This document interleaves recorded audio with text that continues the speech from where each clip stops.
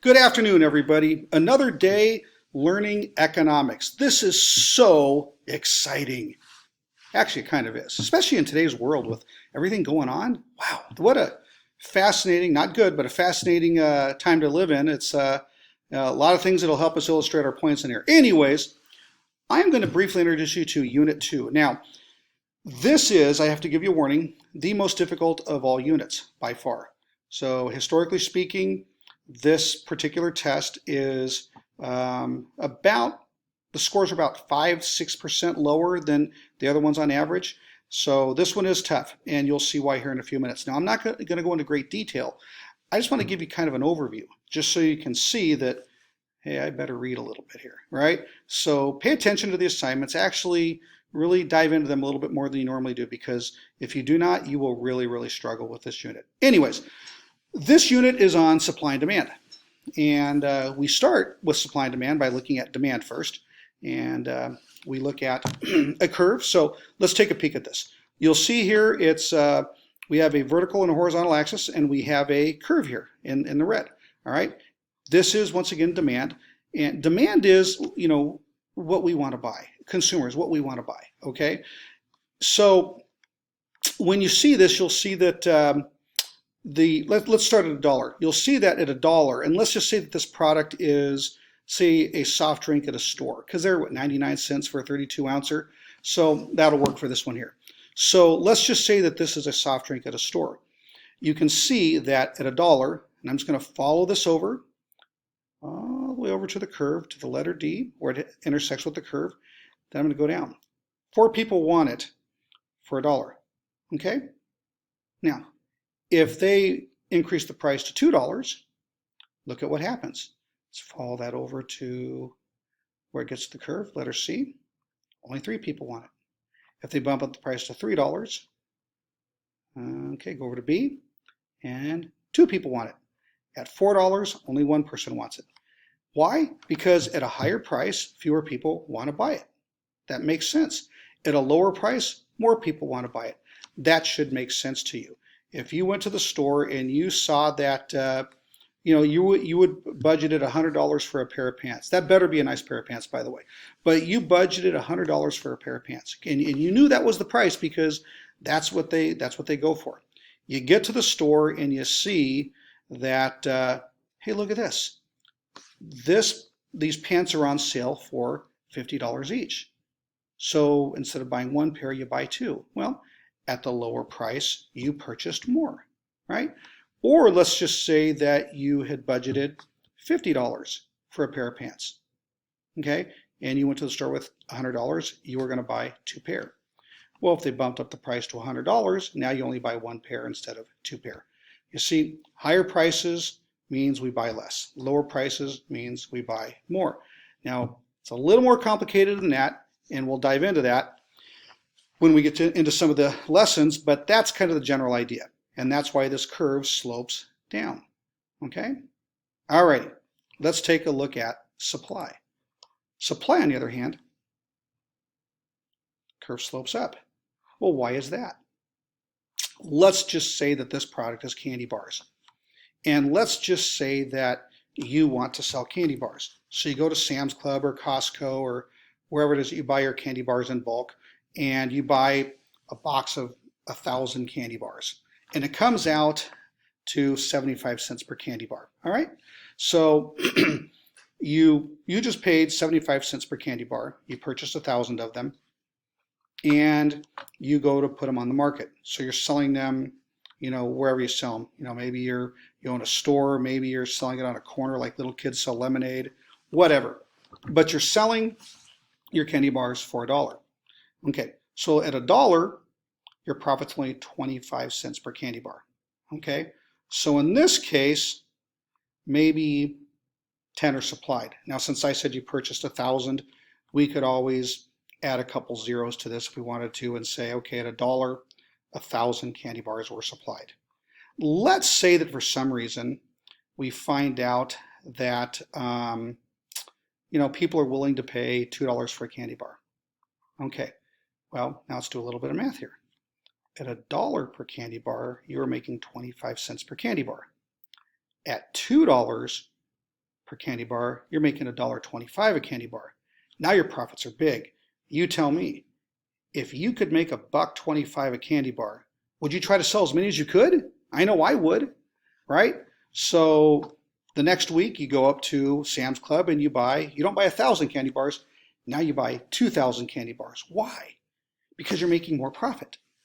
You see, as the price goes up, supply goes up because they're making more profit. Okay, now a little more complicated than that, but once again, we'll get into that a little bit more detailed later on. So at $1, the supply is 10, or in our candy bar case, 1,000. At $2, supply is 20 on this chart, or in our candy bar example, 2,000. At $3, supply is 30.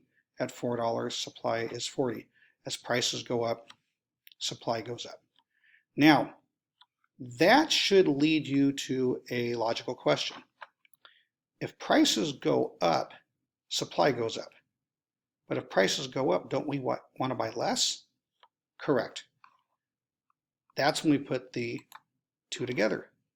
And you see, here's what happens.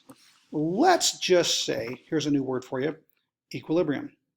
Let's just say that P star here represents $5. Okay? So at $5, the supply curve and the demand curve intersect. That's what the price of the product is going to be most of the time. Okay? That's why when you go to the grocery store, the price of a box of cereal, Cocoa Puffs, which by the way is a great, great cereal.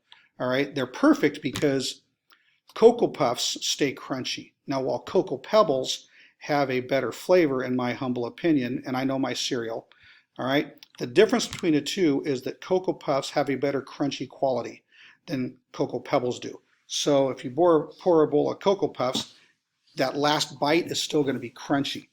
If you pour a bowl of Cocoa Pebbles, the last bite is going to be a little soft and mushy. Anyways, but I digress. Please forgive me for that. Anyways, so let's just say that P star represents, let's say, $3 for a box of cereal. $3. Okay? Let's just say that the people selling cereal said, you know what? I bet we could make a bigger profit if we sold it for a higher price. Okay, let's give that a shot. So let's bump that price up from $3 to $5. So let's just pretend this is $5. Look at what happens.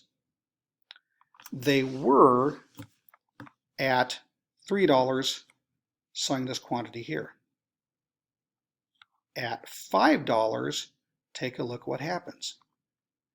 Move this over to the demand curve, which is green. That's how many people want to buy it at $5, right?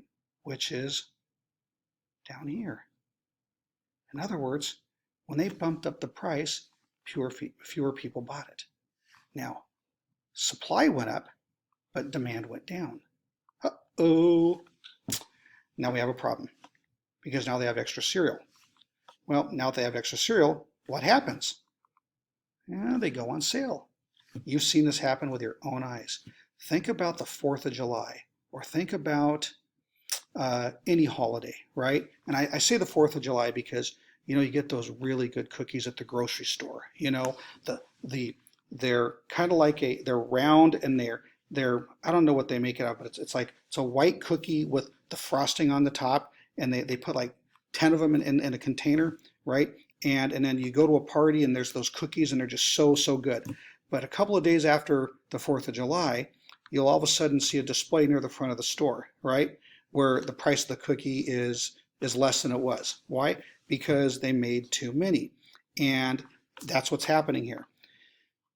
Because they made too many, supply exceeded demand. And when supply exceeds demand, prices have to go down. Okay, that's why you see those cookies on sale. That's why if you want to sell your house someday, of course, unless you have a house now. If you do, great. Hey, if you're a high school junior or senior and you have a house, good for you. Anyways, so someday you're going to want to sell a house. Let's just say that supply exceeded demand. Well, what's going to happen to the price? If 5 people want to sell their house, and only 1 person wants to buy a house, what's going to happen to the price? Right? It's going to go down. What if Demand exceeded supply. What if 5 people wanted to buy a house and there was only one house for sale? What do you think will happen to the price? You guessed it, it's going to go up, right? Because those 5 people will bid the price of that house up. Anyways, so as you can see here, this is going to take some work, right? So we have this conflict between supply and demand, and over time it tends to work out and we reach our equilibrium price, okay? And anytime there's an excess, things go on sale. Anytime there's a shortage, well, then prices go up a little bit, okay? Which is what's happening with toilet paper, at least not the grocery stores, but at least on the, the internet market, the prices are up there pretty high. Anyways, so there is a brief introduction. That's a lot. Now, you will not be tested on anything in this video. It's just an introduction. I spoke for almost a little over 11 minutes now, and much of what I said went over your head. Some of you will say, oh, geez, that made sense. All right, either way, don't brush this unit aside. Take some time, read the lessons that I hand out to you, or I should say digitally pass out to you, and really, really study it, think about it, okay? So there you go. Hey, I hope you're all doing well. And I know right now I'll be on my way home, and right now there is a great demand in my life for a burrito because it's 12:02. I'm hungry, so I think I'm going to run through Taco Bell and get me a combination burrito with extra cheese, and I'm going to enjoy it. I hope you enjoy the rest of your day, and we'll talk to you soon.